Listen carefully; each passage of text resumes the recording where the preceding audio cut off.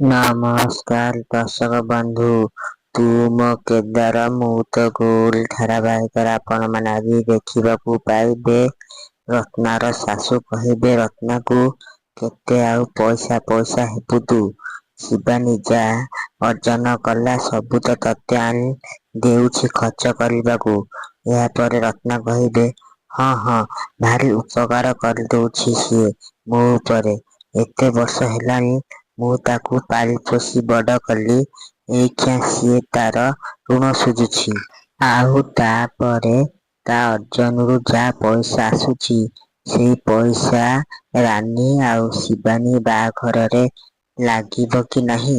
ଆପଣଙ୍କ ପୁଅ ଭରସାରେ ବସିବି ନା ଏଇ ଦୁଇଟି ଝିଅ ବୁଢୀ ହେଇଯିବେ, ବାହା ହୋଇପାରିବେ ନାହିଁ। ଏହାପରେ ରତ୍ନାର ଶାଶୁ ଭାବୁଥିବେ ଏବେ ବିହାନ ତ ଘରେ ନାହିଁ, ନହେଲେ ୟାର ପାଟି ବନ୍ଦ କରିଦେଇଥାନ୍ତା। ଏହାପରେ ରତ୍ନାର ଶାଶୁ କହିବେ ହଉ ହଉ ହେଲା ତୁ ଆଉ ପାଟି ନ କରିକି ଯା ରଘୁ ପାଇଁ ଖାଇବା ବାଢେ।